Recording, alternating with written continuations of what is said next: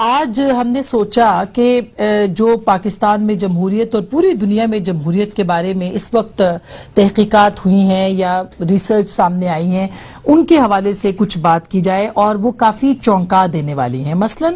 بطور نظام جمہوریت کے اوپر نہیں، لیکن جمہوریت جس طرح سے پرفارم کر رہی ہے اس کے اوپر حال ہی میں جو دی اکانومسٹ کا انٹیلیجنس یونٹ ہے اس نے ایک ریسرچ جو ہے وہ جاری کی ہے، رپورٹ جاری کی ہے، جس میں کہ انہوں نے یہ بتایا کہ دنیا کے بیشتر ممالک میں جمہوریت پسپائی اختیار کر رہی ہے، یعنی کہ جمہوریت غیر مقبول ہو رہی ہے، پیچھے جا رہی ہے۔ یہ اس کی کیا وجہ ہے، اس کے اوپر ہم بات کریں گے۔ تقریباً 167 ممالک جو ہیں اس کے اندر کا ڈیٹا انہوں نے شیئر کیا، اور جو پیمانہ رکھا تھا وہ یہ کہ جو انتخابی عمل ہوتا ہے یعنی الیکشنز، تکثیریت، حکومت کے کام کرنے کا انداز، سیاسی اور جو شہری آزادیاں ہیں اور سیاسی کلچر ہے، اس کو انہوں نے پیمانہ بنایا، اس کے مطابق جو ہے یہ تمام انڈیکس جو ہے وہ مرتب کیا ہے۔ اس میں جو امپورٹنٹ بات ہے وہ یہ ہے کہ 2006 سے جو یہ سروے ہے وہ کیا جاتا رہا ہے، لیکن گزشتہ ایک دہائی کے اندر جو ہے وہ جمہوریتوں کا، یعنی پوری دنیا میں خاص کر کے جو بڑی جمہوریت ہیں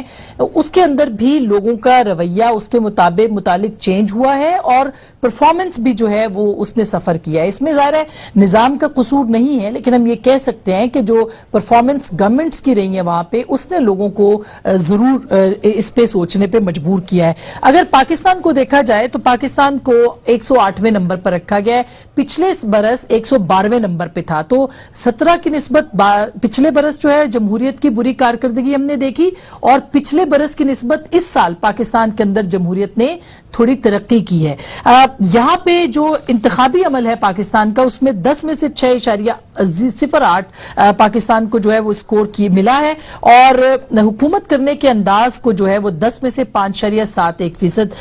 جو ہے وہ نمبرز ملے ہیں۔ سیاسی شرکت کو 10 میں سے 2.22%، یعنی بہت ہی کم یہ درجہ ہے، کیونکہ درجہ تقریباً جو بہت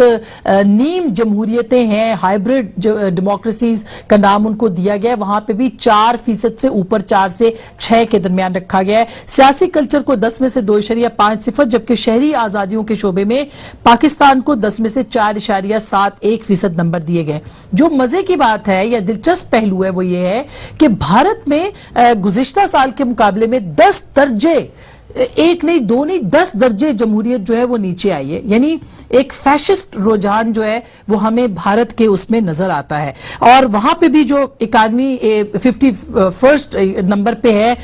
بھارت، اور اس کی وجہ بھی شہری آزادیوں کے اندر جو ہے وہ خراب کارکردگی ہے، یعنی جو وہاں کی جو لوگ ہیں ان کی جو آزادیاں ہیں اس کے اوپر دنیا نے یہ کہا ہے کہ وہاں پہ وہ کم خراب کارکردگی اس ملک کی یعنی بھارت کی رہی ہے۔ اسی طرح سے 2018 میں جو بھارت کا اسکور تھا وہ 7.23 تھا، اور جو کہ اب کم ہو کے 6.90 پہ آ گیا، اور یہ بھارت کو نقائص کی بنیاد پہ جمہوریتوں کی فہرست میں جو ہے وہ رکھا گیا ہے۔